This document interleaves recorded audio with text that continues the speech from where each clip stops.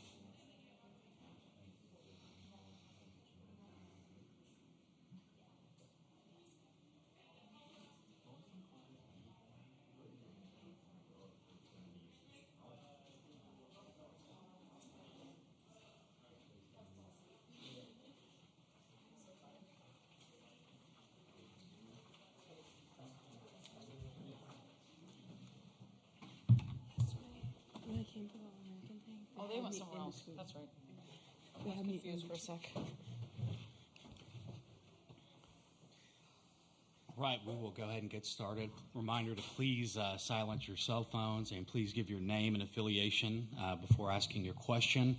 We're joined by Tennessee head coach Karen Weekly and athletes Riley West and Kiki Malloy. We'll start with Karen giving an opening statement, then move to questions just for the players. Players will be dismissed, and then questions just for Karen. So, Karen, do you have an opening statement for us? It's good to get that first game under our belt and get a W. This time of year, that's what it's all about, just get wins. Really, the kind of game we probably expected based on the scores of our last two games, 7-5, 7-6. Alabama's a great team. We know they have a lot of great hitters. And, when we got to 10, you just kind of felt like they're not going to go away, and they didn't. But I'm really proud of our team for just how we were tough the whole game and just kept our foot on the pedal and built up a big enough lead that we could come away with the win. All right, well, I'll open up to questions for the players. Back row left. Katie Wyndham from Bama Central. Kiki, for you, how much confidence do you have in Zeta behind you when they intentionally walk you, and how important was it for y'all to capitalize in that second inning with the Alabama error and the intentional walk? Yeah, whenever they intentionally walk me, I'm just like, I don't know if that was the best move because Zeta's always going to come up. And I feel like after every intentional walk that I've had, like she's done something to manufacture a run. And, that's a tough decision to make as the other team. But I just have so much trust in her. Go back row left again. Edwin Stanton, Bama Central. Kylie, just talk about that home run and just how important it was for you to come into this World Series and get a home run. From just something to unlock the source with you just having like 4 home runs or 5 home runs this season. Just talk a little bit about that. I honestly was just trying to get a good pitch, and I told Karen before my at-bat that I'm just going to put the ball in the outfield because Briley was on third and she's really fast. I was just trying to hit the ball hard somewhere deep in the outfield so she could score. So it was just a pretty simple process, and I got a good pitch and I went for it. Second row on the right over here. Lewis Racer, OU Daily. For Riley and Kiki, just what's it been like playing with Mackenzie this year, and how has she really gelled with the team? Just coming in, she's one of the people that makes up the heartbeat of our team. She has so much fire, so much passion, and just playing with her, besides her, is just, I think she's just made this team so much better and so much more competitive because, every time she steps into the box or every time she's on the field, like, she's like, you're never not going to hear her, She's always has something to say, and it makes us all better. Yeah, like Kiki said, she's a firecracker from day one. She's been loud, she's talked, and it starts in practice. She's a competitor in practice, so she's made us better in practice, and you guys just get to see it on the field. Sure. Second row left. Nick Alvarez, AL.com for both. I know you guys saw Jayla Torrance earlier in the year. Mm-hmm. Did that familiarity help today, and it's kind of what led to some consistent at-bats really from the start? We did see her earlier this year, and she kind of did have my number earlier this year, but it was nice because you know what the pitch is going to look like coming out of her hand when you step in the box, so that familiarity was really cool to see. Mm-hmm. Same thing, but Karen always talks about how, they weren't the same team that we saw previously. We weren't the same team, so it's always going to be a little bit different when you see another pitcher. But again, like what Riley said, it's nice to have a little bit of familiarity, especially just coming in and playing a team like Alabama for our first game of the World Series. Third row, right. Hey, Dave Wilson from ESPN.com.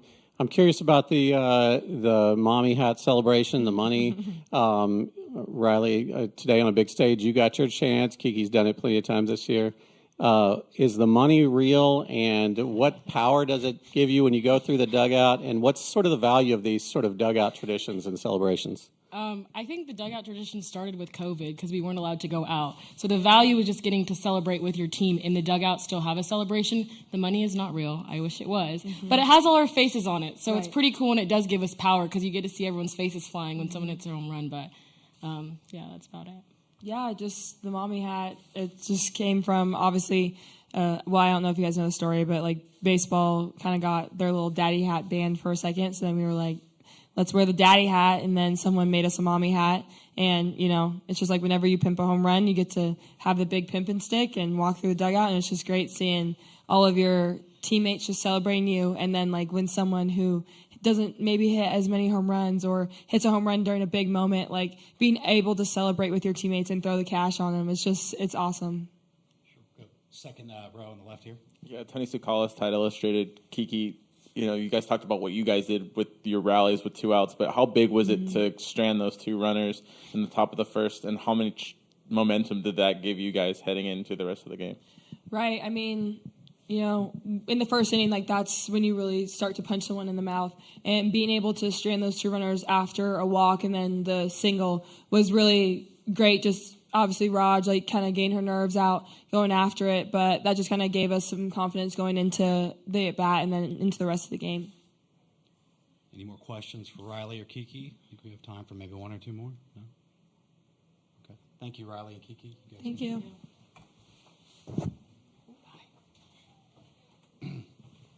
Questions for Karen?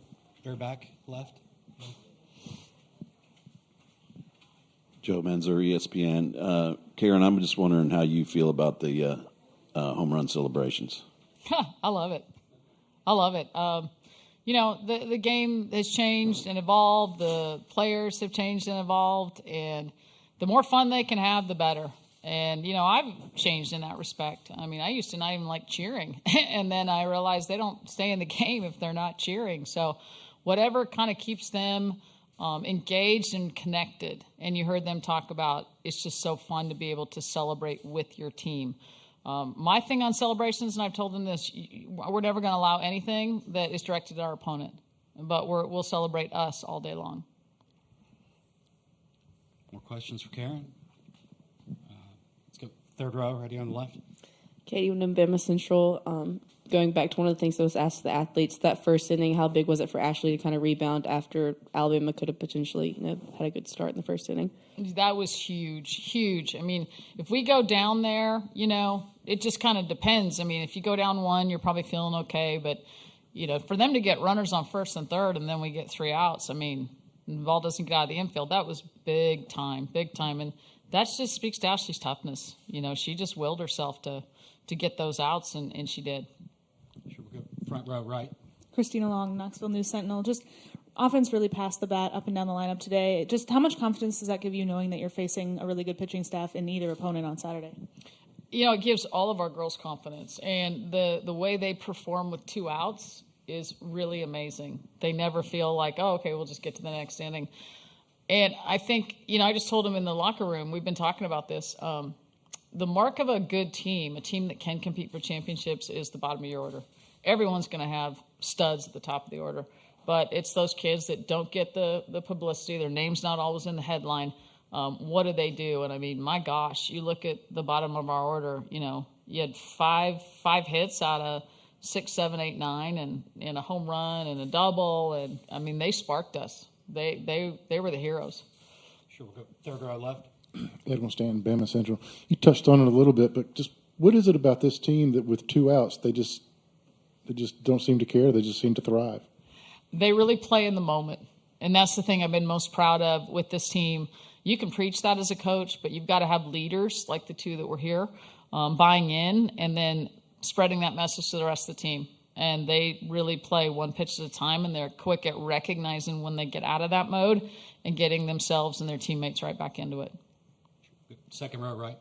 Lewis Racer, OU Daily. Karen, if Oklahoma beats Stanford here in the next hour, that'll be your next matchup on Saturday. Have you followed them closely throughout the season, and just how do you prepare for a matchup like that? I haven't studied film on them because we never saw them during the regular season, and there was never even a chance we were going to. But we'll get to work on that. It's hard, not to know what Oklahoma's doing. I think we all hear about it. I mean, they're loaded. They're just absolutely loaded. So, it'll be a great game, and I'm excited for our team to have that opportunity to play that game. Any more questions for Karen? I guess that'll wrap things up. Thank you, Karen. All right, thank you. Yeah.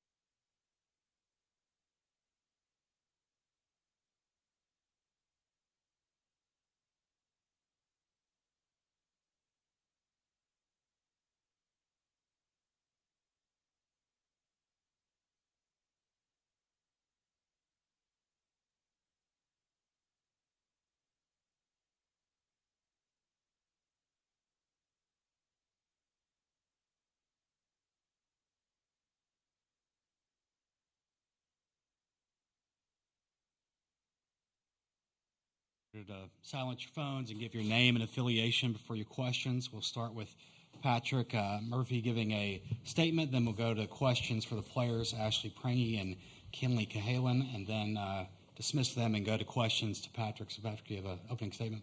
Okay, I appreciate it. Just, they came up with some really big hits. And I think one of the key stories was our opportunity in the first inning, and we didn't cash in. First and third to no outs and 3, 4, 5 up to bat. And we have to get some run, something there, because it was a really good start, and then it kind of deflated us. But I was really glad we got 15 people in the game.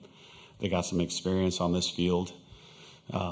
Some good highlights. Marley's pinch hit home run, and Cahalan showed some guts and some grit, getting that key hit with 2 outs.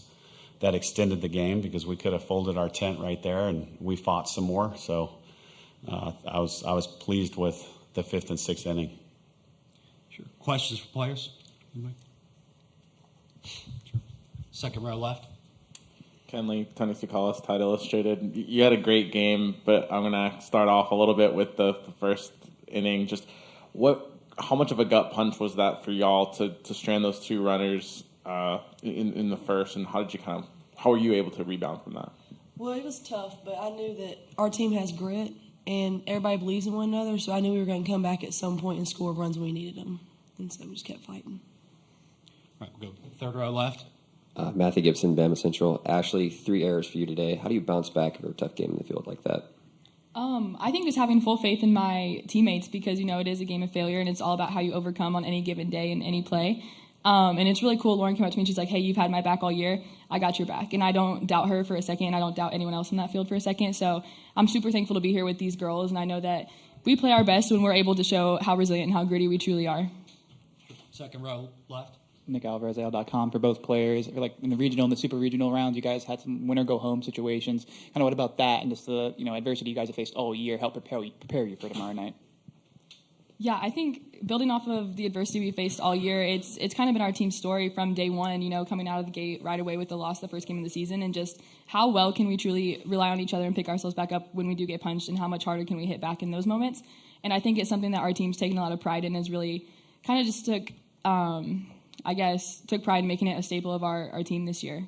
So. Yeah, I agree. I mean, this team, like I said, has grit, and I just know that I believe in every one of my teammates, and I know that tomorrow we're going to come back fighting and getting ready for tomorrow's game. Sure. Third row left. Edwin Stanton, Bama Central. Actually, not the outcome you wanted today, but with some good moments with Marley Giles getting her home run in her first appearance in the College World Series. Just talk a little bit about that and how exciting it was for her.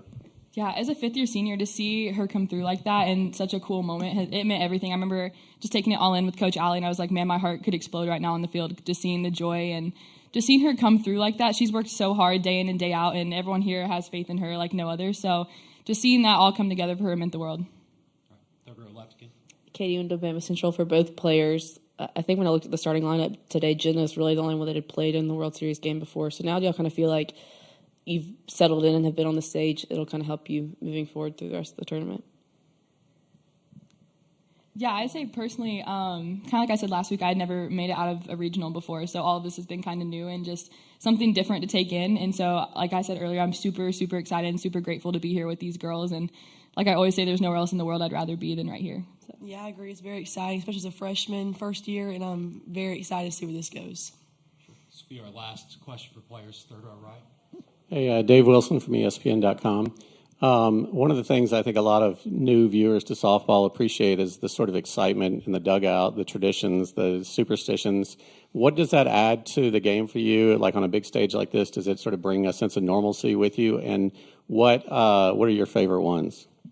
It does. I mean, our energy is very key when we're out there. I mean, we all know that. We've done that since day one. I mean, we have leaders in the dugout called the Wolf Pack. And so Jordan Stevens and Marley Giles are usually a part of that, and they lead us throughout all the cheers, and it's really fun. It keeps the energy going, the more motivating for all the people playing. Yeah, I think our team, too, thrives on momentum, and when we have the energy and are able to keep it, we kind of play our best and come together the best, I feel like. So it's super important to our game, makes the game a lot of fun. Okay. Thank you, Ashley and Kinley. Thank you, guys. Y'all.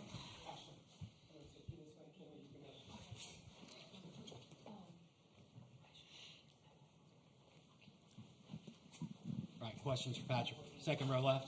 Pat, Jayla came in and I think had only given up 2 runs over 30 innings in the NCAA tournament so far. Did you see anything different from her today that maybe caused her to struggle? I'm not sure. I know the home run to the lefty was too good of a pitch. I watched the replay on the scoreboard, but other than that, I'm not sure because I thought her velocity was really good at the beginning of the game, and it was the 2-out rally that killed us when we went up there as well. And in the SEC tournament, they had a huge rally with 2 outs, and bases cleared 2 outs. It wasn't like 2 people on and we got 2 outs. There was nobody on, so they got a thing going there with 2 outs. We need to stop the bleeding, and it happened to us up there in Fayetteville, and it kind of happened again today. But they got like the 3-run home run, I think. That was a big hit. The lefty, that might have been a 2-run home run. They got big hits with people on base. Front row left. Chase Goodred, Tuscaloosa News. Coach, apart from the missed chance in the first inning, were you pleased with the offense, especially given how talented Tennessee's pitching is? Yeah, well, one of the best stats was we only had 2 Ks, one by a starter, one by a pinch hitter. And when we faced Miss Rogers up there, I think we had 8 or 9, and only 1 against her this time. So I thought that was a big win. We were putting the ball in play. But it comes back to that first inning again. Just anything there to score a run, and I think, she might get a little tight, they might get a little tight, and it's a different story. Second row left. Nick Alvarez, L.com. Similar question to the players. You guys have had a lot of opportunities to kind of have like a win and go home conversation. Has that message changed for you this postseason, or what do you tell the team before tomorrow night? Say that again, I'm sorry. Has the message changed in the kind of the win or go home scenarios with the regional and the super regional, and does that change for tomorrow night? No, afterwards, the coaches said their thing, and then Montana said, look, we've been here before. Twice. Supers and regionals, because it was MTSU, it was win or go home, Northwestern, win or go home. So we've been in this situation, so it's not a big deal. So it shouldn't be like this nervous, that's probably the way it has been written for this team, to make it the hard way. So we have to play better defense. We have to get a good start from a starter. And then obviously the third thing is the key hit, and we need to do that early. Sure. Third row left. So I thought our at-bats got better as it came along, Matthew Gibson, Bama Central. Coach, Kinley Cahalan had a big catch in the 5th inning, too, along with the 2 hits. Just talk about the poise and confidence you have with her as an 18-year-old freshman. Yeah, she should be probably graduating high school about this weekend in Hewitt-Trussville. She's very, very steady. She's not a emotional kid, as you could kind of tell, very even-keeled. Doesn't get too high or too low, and for an 18-year-old, that's pretty good, especially for a hitter, baseball, softball. The best hitters to me are the ones that, they can go 0 for 7 and they know that they're due. Not that they're 0 for 7 and I stink. She knows that she's due. And, that was a 2-out. I think it was 2 strikes as well. That game was on the line, and she comes through with an opposite field double over the left fielder's head. So she's got it in her. I think that was probably a really key hit for her, for her future, and Giles. That's what you want when you come here. You want a freshman to do well, because then they want to come back. Sure. Third row left. Katie and Bama Central, or if you talked about defense a little bit, but that 2-out rally started with an error. Just on a stage like the World Series, how much more important does defense and making those plays become? Huge. And, Kristen White made a hell of an effort at that ball in center field, but she makes that play. This is the World Series. You just said that. This is the World Series. You cannot give somebody 27 outs in the game. You can't give them extra outs. 24, sorry. It seemed double to me. You can't give extra outs. And the margin of error is so slim. We've talked about this. You just have to play clean the whole time. Sure. Second to last, right here on the left. Yeah, as the game progressed, did it become like the plan to save Montana for tomorrow? Yeah. And then is she available? Like, what's her status? Yeah, she was fine. But to me, it's like either tied within a run or a lead. So I'm not sure what's going to happen tomorrow, but today that would have been the deal. Last question right here. I was speaking with Kayla earlier today, and she says when playing for you, it's just you don't feel pressure in those big moments. How do you create that relationship with players to get them to be so comfortable in kind of those huge moments where they just feel like they're playing a game? You have to get them to realize and believe that it's person first, athlete second. Everything we do. So it doesn't matter if they go 0 for 4 or 4 for 4. I'm still going to love them. And they have to realize that. When they truly understand that I have their best interests at heart in all things, they're good to go. They're not worrying about if they fail. They're not worrying about if they strike out. They can look down to first base and third base and look at both Allison and myself and say, they're good with me whatever I do here. I don't have to worry about them. And I'm hoping that that's how they feel, because it's true.